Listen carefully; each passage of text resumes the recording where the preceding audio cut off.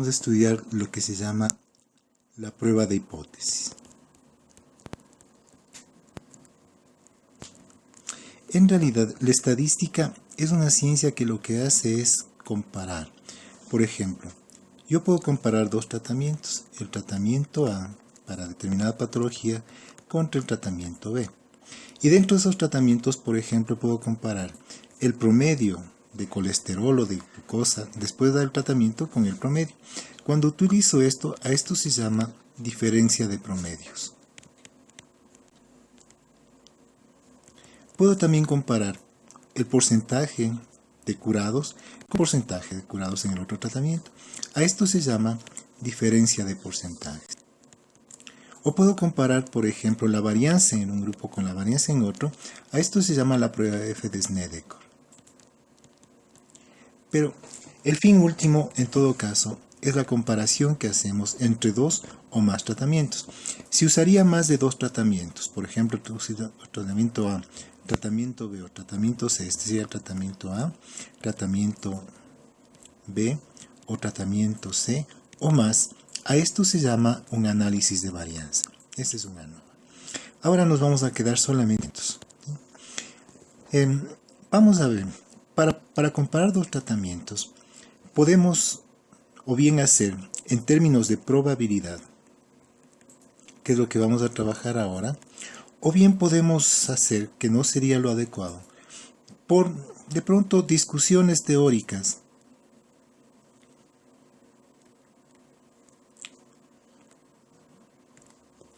Bien, pueden ser por discusiones teóricas entre personas expertas. La segunda puede ser por modelos de simulación, o bien podría ser por experiencia previa. Ahora, estos tres en realidad serían subjetivos. No quiere decir que si hacemos en términos de probabilidad resultaría más objetivo, pero por lo menos tenemos algo que nos permite establecer si lo que vamos a observar tiene visos de ser probablemente real o no. Por eso es que siempre hablamos en términos de probabilidades.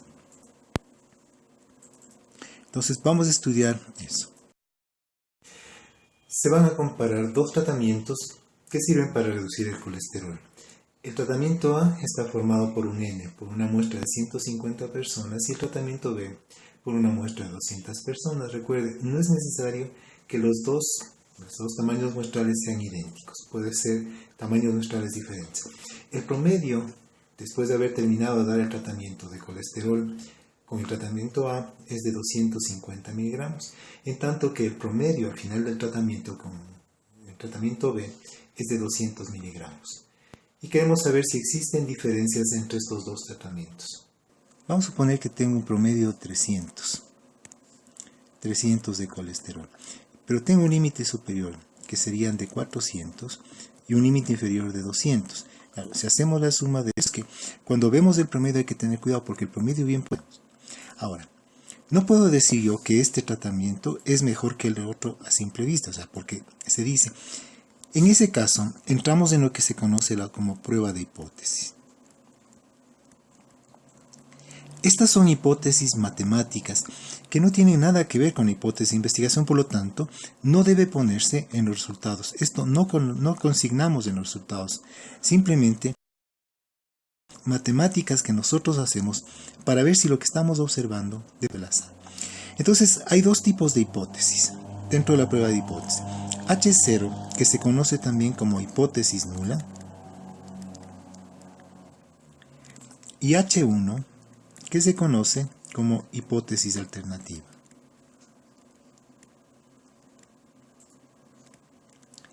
Siempre H0 dice, oiga, lo que usted está observando, esta diferencia contra este otro, eso no es real, es simplemente un producto del azar, es una casualidad, y en estos cambia o baja más el promedio de colesterol que en estos otros. Por lo tanto, no es efecto del tratamiento, es simplemente una cuestión producto al azar. La hipótesis alternativa dice no, esto que usted está viendo, esto de aquí y estos promedios no son por azar, estos son reales.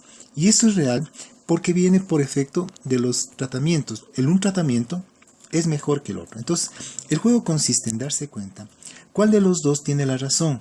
Si la hipótesis nula, que indica que es por azar, o si la hipótesis alternativa, que indica que es real. Pero esto se hace por medio de probabilidad. Entonces, para poder hacer eso, se trabaja con lo que se dice prueba de hipótesis. Y para eso vamos a trabajar primero con lo que es hipótesis nula. La hipótesis nula, como ya habíamos dicho, hipótesis nula, que se conoce como H0, dice que lo que estamos observando es simplemente un producto. Entonces, para hacer la prueba de hipótesis decimos H0 verdadera o la hipótesis nula. Verdadera en el sentido de que sí, estos dos simplemente son por azar. O falsa, porque esta diferencia que vamos observando no es por azar, sino que es por efecto del medicamento. Ahora, tenemos dos opciones. La primera podría ser aceptar la hipótesis nula y la segunda puede ser rechazar la hipótesis nula. Si nosotros aceptamos la hipótesis nula y decimos sí, viendo esto y esto son simplemente producto del azar, quiere decir que la hipótesis nula era verdadera. A esto es lo que se llama el nivel de confianza. Es decir, aceptamos la hipótesis nula, decimos sí, creemos que es por azar, cuando en realidad sí ha sido por azar. En tanto que, si rechazamos la hipótesis nula, decimos no es por azar, pero resulta que era verdadero, es decir, que si era por azar, esto se llama el error alfa. También se llama error tipo 1 o se conoce como error de primera especie. Ahora, ¿qué pasaría si nosotros rechazamos la hipótesis nula? Decimos no, creo que... y resulta que era falsa, es decir, no era al azar. A esto se llama potencia. O se conoce también como poder. Pero si aceptamos la hipótesis nula, decimos sí, creemos que es por azar y resulta que era falsa, no era por azar, a esto se llama error beta, error tipo 2 especie. El mínimo nivel de confianza con el que trabajamos es del 95%. Por lo tanto, el máximo error alfa que se puede cometer es del 5%.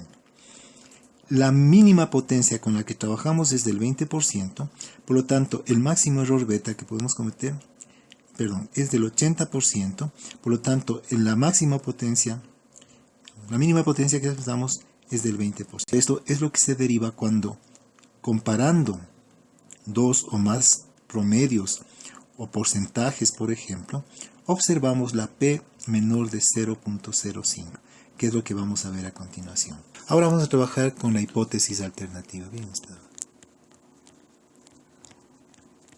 que habíamos dicho que se le conoce como H1, es hipótesis alternativa. La hipótesis alternativa puede ser unilateral, o también se llama de una cola, o puede ser bilateral, o de dos colas. Vamos a suponer que tenemos los dos tratamientos de hace un momento para reducir los niveles de colesterol. Tenemos el tratamiento A y tenemos el tratamiento B. El N de A serían 150 personas, el N de B serían 200 personas. Luego de dar el tratamiento, el promedio aquí queda en 250 y luego de dar el tratamiento aquí el promedio queda en 200. ¿Sí? Aquí nosotros procedemos a calcular de una cola o de dos colas. ¿En qué sentido? ¿Cuándo es una cola? Cuando yo digo, creo que el tratamiento B es mejor que A. En este caso, yo estoy poniendo que el uno es mejor que el otro. Cuando me arriesgo a decir algo, esto es una cola. Y si yo dijera, veamos cuál de los dos tratamientos es mejor, ¿sí? En este caso son 2 colas.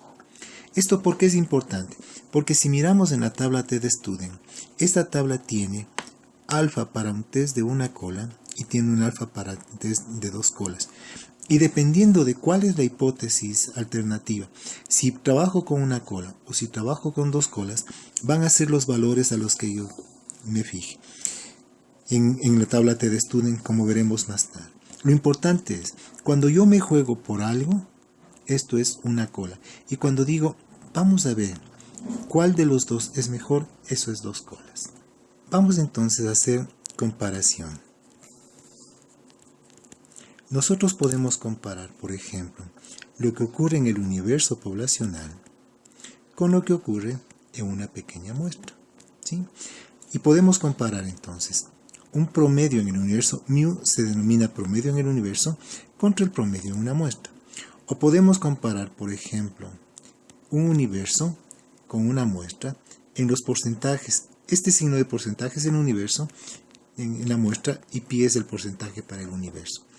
O puedo comparar ya lo que pasa, por ejemplo, con 2 muestras, como habíamos visto, cuando comparo el tratamiento A contra el tratamiento B. Podemos comparar promedios, porcentajes, promedios, esto habíamos visto. La clave de todo esto es si la variable es cuantitativa, nosotros vamos a ver que nos dan promedio y desviación estándar. Si la variable por su parte es cualitativa, nos van a dar porcentaje, pero siempre vamos a transformar en proporción. Por otro lado, si el n es mayor de 30, recuerde que va a seguir la distribución de Gauss, y en este caso nosotros tenemos que calcular el puntaje z, que para el 95% vale 1,96 y para el 99% vale 2,57. Pero si el n, si el n es menor o igual a 30, tenemos la curva más achatadita que es la TED-Student, y eso tendríamos que ver en la respectiva tabla. Veamos ahora un ejemplo. Vamos a hacer la comparación de 2 variables cuantitativas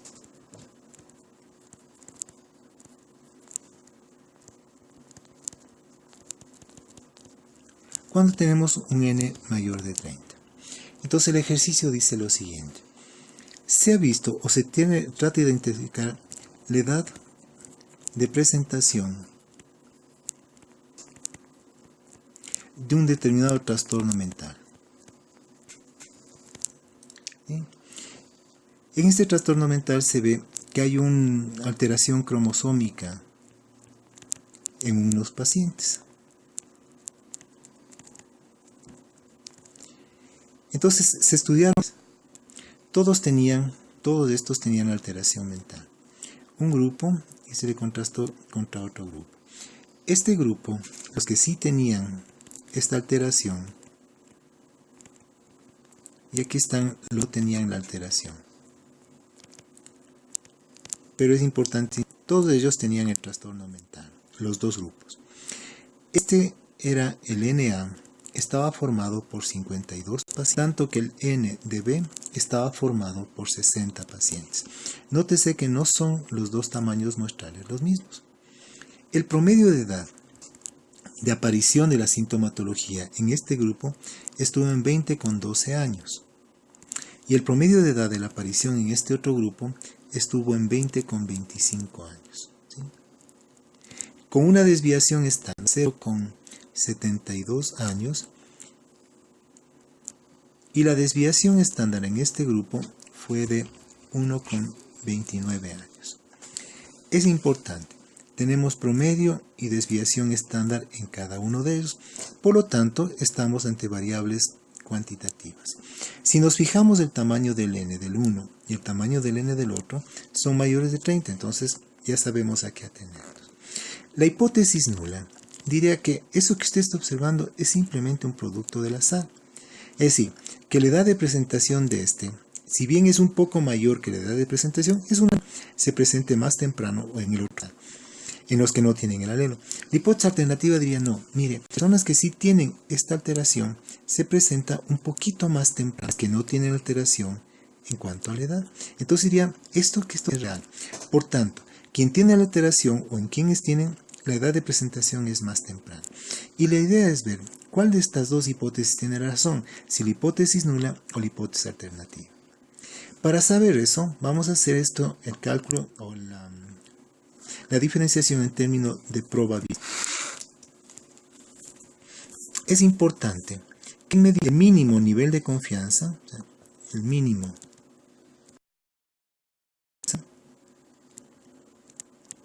con el que trabajamos es del 95%. Entonces, vamos a proceder a hacer los cálculos. En primer lugar, se dice que hay que hacer la diferencia. ¿Qué es la diferencia? Simplemente el promedio de un grupo menos el promedio del otro grupo. En nuestro caso, menos 20 con 20. Eso nos va a dar un número negativo. Y en realidad el número es menos 0,13. No hay que olvidarse que no nos interesa el signo. ¿Por qué? Porque pudimos haber dicho muestra A versus muestra B, o lo es lo mismo B versus A. Simplemente trabajamos con números absolutos, no nos interesa. Entonces estamos hablando de 0,13. El segundo paso dice que es obtener el error estándar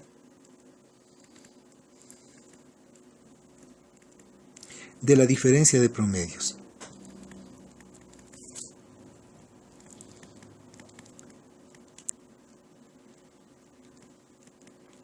Y esto simplemente denota error estándar de la diferencia de promedios. De la diferencia de promedios no es más que la raíz cuadrada de la varianza de A sobre NA más la varianza de B sobre NB. Recordemos que la varianza no es más que la desviación estándar cuando elevamos al cuadrado. O lo que es lo mismo, la raíz cuadrada se llama desviación estándar. Por tanto, en nuestro ejemplo, el error estándar de la diferencia de promedios va a ser igual a la raíz cuadrada de A, serían 0,72 al cuadrado sobre 52, más la varianza de B, que sería 1,29 al cuadrado, sobre el n de B, serían 60. Si hacemos este cálculo completo, todo esto sale entonces 0,194. Este es el error estándar. El tercer paso, entonces vamos a multiplicar el error estándar de la diferencia de promedios por el puntaje Z. Teníamos ya sabido cuánto es para el 95 y para el 99. En nuestro caso sería error estándar 0,194 por 1,96. Y eso nos sale 0,38. Y el cuarto paso ya es tomar nuestra decisión, que habíamos dicho, este es el nivel de confianza, que va entre el 0% y el 100%. Sabemos que debemos trabajar con el 95%. Ahora, esta multiplicación del error estándar, esto se convierte en nuestro límite. Es decir, nuestro límite va a ser 0,38. Y finalmente decimos,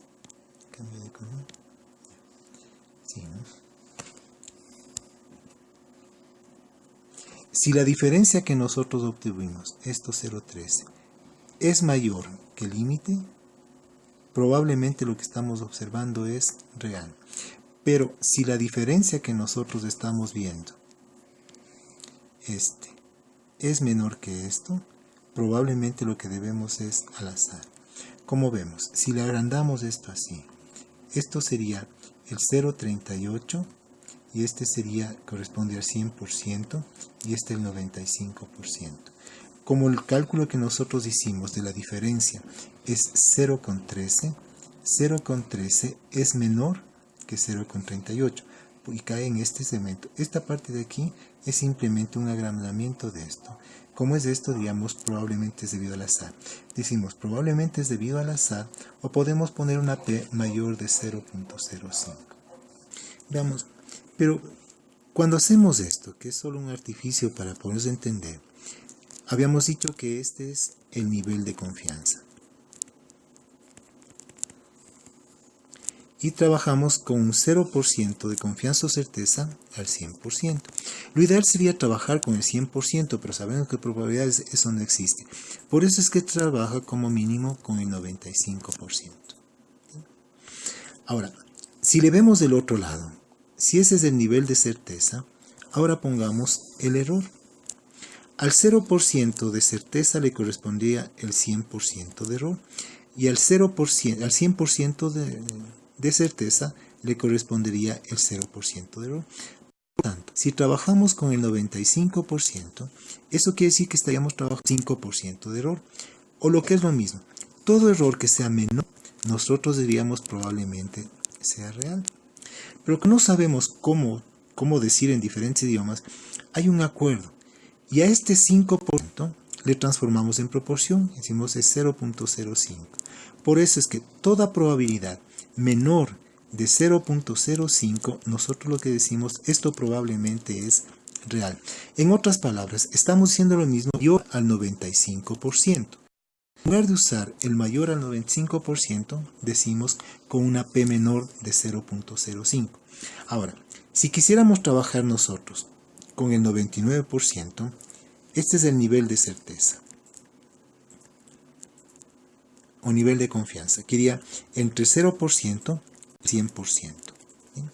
Si trabajábamos con el 99% de certeza, en otras palabras, si pusiéramos de aquí de este lado, al 0% de certeza le corresponde el 100% de error, recordando que esto sería, y al 100% de certeza le correspondía el 0% de error. Si trabajamos con el 99% de certeza, quiere decir que estamos trabajando con 1% de error. Si nuestros cálculos caen en este pequeñito porcentaje, diríamos probablemente, porque el 1% de error, si le transformamos de proporción sería 0.01. Y si le ponemos en términos de probabilidad menor de 0.01. Esto está probablemente real. En el siguiente estudio de prevalencia podemos ver de lo que estábamos hablando. Si nos fijamos en este estudio, prevalencia de asma y rinitis eczema, en la parte que nos compete está puesto P menor de 0.01. Esto se refiere a lo siguiente, dicen que la prevalencia la prevalencia acumulada de asma, diagnóstico médico y sibilancia el 58, prevalencia de sibilancia en los 2 últimos meses en el grupo, entonces se ve, en el grupo de 6 a 8 años, la prevalencia fue de 8.9%, en tanto que en el grupo de 11 a 14 años, la prevalencia dice que es del 6.6%. Cuando compararon estos dos grupos, encontraron una P menor de 0.001. En otras palabras, están trabajando con un 99.9% de nivel de confianza o con un error de 0.1%. A eso es lo que nos referimos, que también se conoce como estadísticamente significativo. Listo. Veamos. Ahora vamos a comparar de dos variables cuantitativas.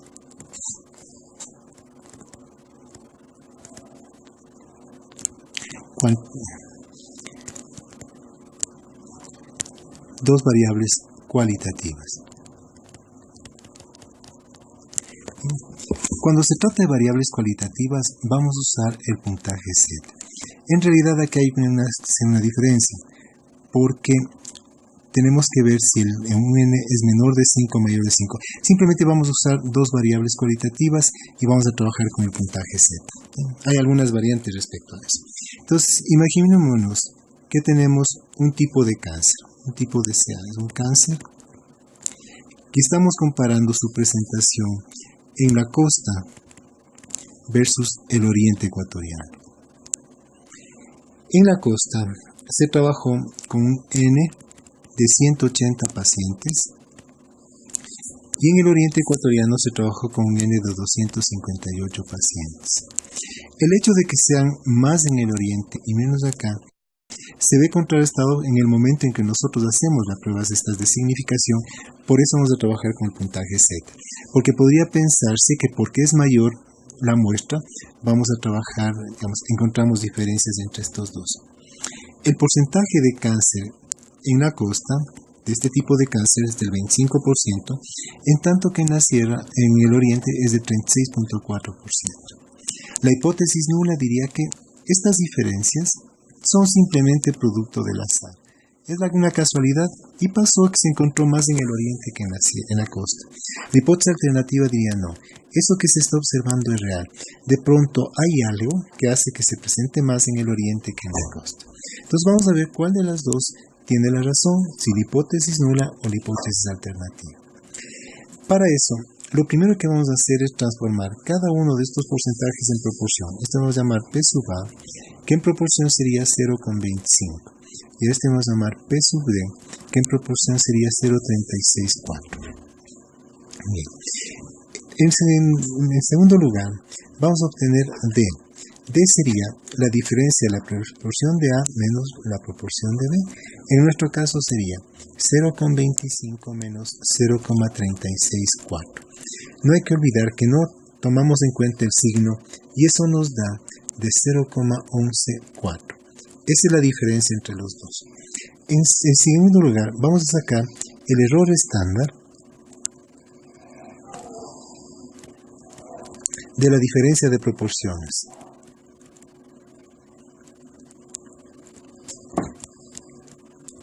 Y el error estándar de la diferencia de proporciones, denotado así, error estándar de diferencia de proporciones, no es más que la raíz de P que multiplica a 1 menos P, y esto a su vez a 1 sobre NA más 1 sobre NB.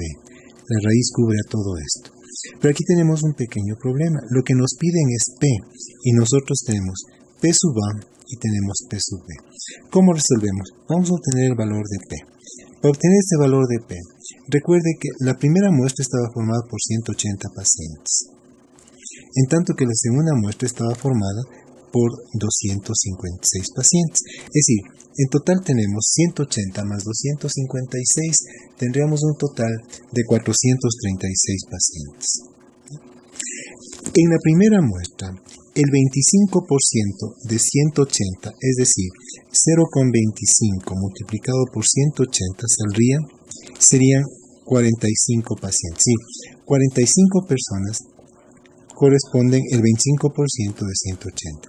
En el segundo caso, el 36% de 258 sería 0.364 por 258 y eso nos sale 94 pacientes. Es 93.9 a 94, o sea, el 36% son 94 pacientes. Entonces, en el un caso son 45 pacientes, que es el 25% de 180, y en el otro caso son 94 pacientes, que es el 36% de 158. Entonces, a 136 pacientes corresponden al 100%. Los 139 pacientes, que es el total estudiado, serían 31.8, 32% aproximadamente. Esto en proporción sería 0,32. Este 0,32 hay que recordar es P, la P que estamos nosotros acá.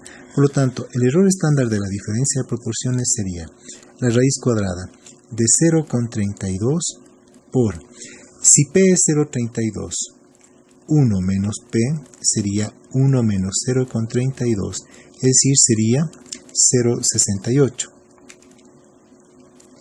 O sea, 32 por 0,68, y esto que multiplica a 1 sobre el NA, que son 180 pacientes, más 1 sobre el NB, que son 258 pacientes.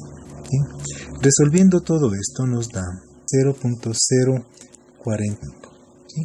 Y el último paso, vamos simplemente a multiplicar. El error estándar de la diferencia de proporciones que acabamos de calcular por el puntaje Z. Si trabajamos con el 95% sería 1,96. En nuestro caso, entonces, 0.045 por 1,96 nos sale 0.088.